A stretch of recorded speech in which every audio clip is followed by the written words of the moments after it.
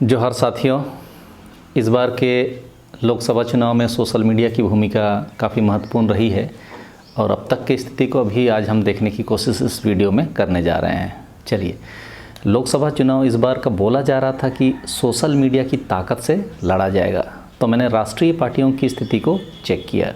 राष्ट्रीय के नाम पर भाजपा, कांग्रेस और आम आदमी पार्टी की सोशल मीडिया में उपस्थिति को बताने का प्रयास करूँगा।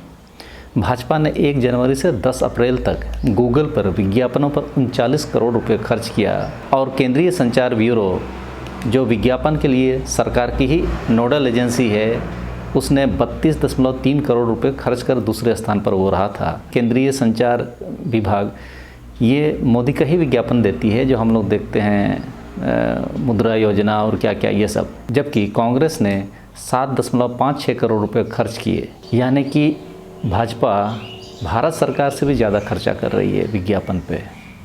तो जितने भी हम लोग इंटरनेट देखते हैं, यूट्यूब या फेसबुक या व्हाट्सएप, सब जगह आप देखते हैं कि भाजपा का विज्ञापन आता है, तो ये उसी का खर्चा है। ये 10 अप्रैल तक का है, उसके बाद का इसमें अभी आंकड़ा नहीं आया है। आम आदमी पार्टी ने गूगल विज्ञापन नहीं दिया। अब चूँकि सोशल मीडिया पर ही नैरेटिव बनाया जाता है, तो YouTube चैनल को देखें तो भाजपा के 58 लाख से ज़्यादा सब्सक्राइबर हैं, तो कांग्रेस के 47 लाख से ज़्यादा और आम आदमी पार्टी के 62 लाख से ज़्यादा। यानी आम आदमी पार्टी सब्सक्रिप्शन लेवल में बढ़ी है। अब यदि इसके व्यूअर्स की स्थिति को देखें तो पिछले 24 घंटों में उनके चैनल में आने वाले वीडियो को कितने लोग देखते हैं, तो आप देखिएगा भाजपा का 9 घंटा पहले का वीडियो और सिर्फ 733 व्यू, तो दूसरे वीडियो में सिर्फ 228 व्यू, तो एक में सिर्फ 375 view, 570 view, 918 view, 356 view, 202 view, 290 view. बहुत ही दयनीय दर्शक हैं। कांग्रेस का 22,000, 26,000, 15,000, 35,000, 1 लाख, तो आम आदमी पार्टी का 21,000, 18,000, 15,000, 19,000, 23,000। इन आंकड़ों से तो आश्चर्य हो रहा है कि कांग्रेस और आम आदमी पार्टी का व्यूअर्स तो पार्टी का संदेश देख रहे हैं, लेकिन भाजपा का तो खुद उसके 58 लाख सब्सक्राइबर्स उनके कंटेंट को नहीं देख रहे हैं। यह बड़ा दुर्भाग्यपूर्ण स्थिति विश्व की सबसे बड़ी पार्टी की है।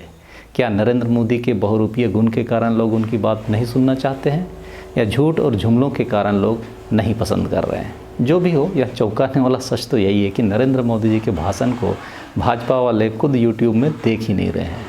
नड्डा जी और अमित शाह जी के तो मोदी से भी कम व्यूअर्स 200-300 में ही आ रहे हैं।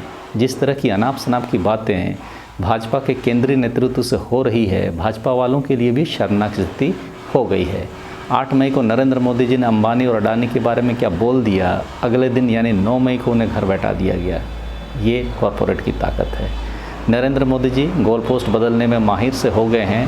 ये गोल पोस्ट अपना लेकर चलते हैं और जहाँ वे सुरक्षित महसूस करते हैं वहीं लगा लेते हैं। कांग्रेस के ऐतिहासिक घोषणा पत्र के सामने बीजेपी का घोषणा पत्र कहीं नहीं टिका। कांग्रेस के घोषणा पत्र में लोग अपनी आवाज़ को सुने, तो बीजेपी का गारंटी कार्ड सिर्फ जुमला ही लोगों को लगा। शुरुआत में कांग्रेस का घोषणा पत्र को कम लोग ही देख रहे थे, 15-16 हज़ार डाउनलोड दिखाया। लेकिन जैसे ही हमने देखा नरेंद्र मोदी ने उस घोषणा पत्र को कभी मुस्लिम लीग से जोड़ा, तो कभी आदिवासी, दलित और पिछड़ों के आरक्षण को, मुसलमानों को बांटने का आरोप आदि लगाए। नतीजा यह हुआ कि कांग्रेस का घोषणा पत्र को 1 करोड़ से ज़्यादा लोगों ने डाउनलोड किया और अभी भी कांग्रेस के घोषणा पत्र को डाउनलोड करने की गति धीमी नहीं हुई है। सोशल मीडिया में इस समय सबसे मजबूत स्थिति आम आदमी पार्टी की है। वे लोग पोस्ट भी ज़्यादा करते हैं और व्यूअरशिप भी उनकी ज़्यादा है। नरेंद्र मोदी के जुमलों को जब खुद पार्टी के लोग नहीं देख और सुनते हैं, तो व्हाट्सएप में क्रॉप किया हुआ वीडियो यानी एडिटेड वीडियो आदि दिखाकर लोगों का दिमाग ख़राब किया जा रहा है। सिंहभूम लोकसभा सीट में भी मेरे कुछ एडिटेड वीडियो जो क्रॉप करके शुरुआत में जो माहौल चल रहा था उस परिस्थिति में बनाया था को बीजेपी वाले चला रहे हैं। लेकिन मुद्दों पर आधारित, कंटेंट पर आधारित मेरे वीडियो ने उन लोगों के व्हाट्सएप यूनिवर्सिटी को आगे बढ़ने नहीं दिया। तो इन सब का सार यही है कि पहले की बात हो या आज की या कल की, सत्य तो सत्य ही रहेगा, झूठ नहीं रहेगा। आज सत्य को साथ देने का समय है। आप सभी अपने अपने क्षेत्र में जो सही है उसका साथ जरूर दें। ऐसा ना हो झूठ और जुमलों के चक्कर में रूस और नॉर्थ कोरिया की डेमोक्रेसी न बन जाए। आपकी जानकारी के लिए बता दूं कि इन दोनों देशों में चुनाव होते हैं, लेकिन सरकार के पक्ष में सिर्फ। रूस में तो जो सत्ता के विरुद्ध यानी राष्ट्रपति पुतिन के विरुद्ध में होता है वो या तो जेल में होते हैं या उन्हें मरवा दिया जाता है। और नॉर्थ कोरिया में तो संविधान ही वहाँ की वर्कर्स पार्टी ऑफ कोरिया के नेतृत्व में लोगों के लोकतंत्र की तानाशाही को परिभाषित करता है। इस पार्टी को अन्य राजनीतिक दलों पर कानूनी वर्चस्व दिया गया है। आप समझ सकते हैं कि वर्कर्स पार्टी ऑफ कोरिया को ही सरकार का निर्णय लेने के लिए सक्षम माना गया है। आप सोचिए आज भारत में क्या हो रहा है। क्या इन दो देशों के मॉडल को भारत में लागू करने का प्रयास तो नहीं हो रहा है? यदि आप इस बात को समझने में देर कर देंगे तो रूस या नॉर्थ कोरिया बनने से भारत को भी कोई रोक नहीं सकता। इसीलिए ज़रूरी है आपकी जागरूकता। आप देखिए संजय सिंह को। इसलिए आया हूं कि राहुल गांधी जी ने रामलीला के मैदान में कहा, अखिलेश यादव जी हर सभा में कह रहे हैं कि ये 2024 का चुनाव अंतिम चुनाव है। भारतीय जनता पार्टी अगर गलती से जीत गई तो ये संविधान को खत्म करेंगे, आरक्षण को खत्म करेंगे, चुनाव को खत्म करेंगे।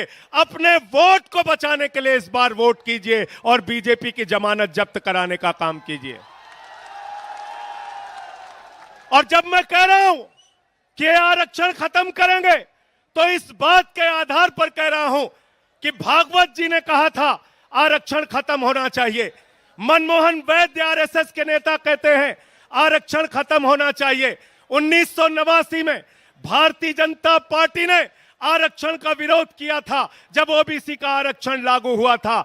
ये लोग संविधान खत्म करना चाहते हैं। लल्लू सिंह कहते हैं अयोध्या के प्रत्याशी संविधान खत्म करो। ज्योति मिर्धा कहती हैं संविधान खत्म करो। अरुण गोविल कहते हैं संविधान खत्म करो। अनंत हेगड़े कहते हैं संविधान खत्म करो। अरे जो बाबा साहब का संविधान खत्म करेगा हम उसकी राजनीति खत्म करेंगे। ये संकल्प हमको लेना है। इनका ये सब कहना ऐसे ही नहीं है। जो चीज़ें देश की सत्ता अपनी हरकतों से हमें लगातार दिखा रही है वही ये बात कर रहे हैं। लेकिन हम यदि तब भी नहीं समझे तो बहुत देर हो चुकी होगी। इस समय हमारा इन चीज़ों को समझना ज़रूरी ही नहीं है, अवश्यंभावी है। अब नहीं तो कब समझेंगे। जान देंगे मगर ज़मीन नहीं देंगे वाली स्थिति है। सोशल मीडिया में जो डेटा आ रहा है उस हिसाब से तो भाजपा के लोग खुद नरेंद्र मोदी और भाजपा के शीर्ष नेतृत्व को गंभीरता से नहीं ले रहे हैं। आरएसएस भी अपने अस्तित्व की लड़ाई में बीजेपी के लिए काम इस समय नहीं कर रही है। सिर्फ आप और हमको यह बताया जा रहा है कि हिंदू खतरे में है तो मुसलमान खतरे में है तो आरक्षण खतरे में है।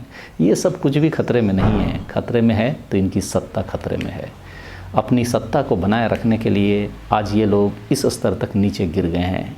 यह किसी व्यक्ति को जिताने या हराने की लड़ाई नहीं है। यह विचारधारा की लड़ाई में समाज के लिए उपयोगी विचारधारा पहचानने की लड़ाई है। अपने अपने लोकसभा क्षेत्र में जब हम व्यक्ति के ऊपर चर्चा करते हैं तो वह वास्तव में जल, जंगल और ज़मीन के आदिवासी अधिकार को छोड़कर किसी व्यक्ति को जिताने की बात करके हम आदिवासी अस्तित्व को ही खतरे में डालने की बात करते हैं। व्यक्ति तो पार्टी का गुलाम होता है। जीतने के बाद पार्टी की विचारधारा को चुनौती देने लायक उसे छोड़ा ही नहीं जाता। बाकी आप भी कुछ तो समझदार हैं ही, समझ रहे होंगे। तो हम आदिवासी विचारधारा को, आदिवासी संस्कृति को, अध्यात्म को, धर्म को, समाज को, जल, जंगल और ज़मीन को, आदिवासी हक और अधिकार को बचाने के लिए वोट करेंगे। हमें किसी व्यक्ति के नेता बनने की सोच से ऊपर आदिवासी हक और अधिकार के लिए डटे रहना होगा, जैसा कि इस समय कोल्हान में सिंहभूम लोकसभा क्षेत्र में देखने को मिल रहा है। आप अपने संविधान के लिए, अपने हक और अधिकार के लिए संघर्ष जारी रखें, क्योंकि आदिवासियों की पहचान ही संघर्ष है। इस वीडियो में तो चलिए इतना ही। आप सबों को धन्यवाद।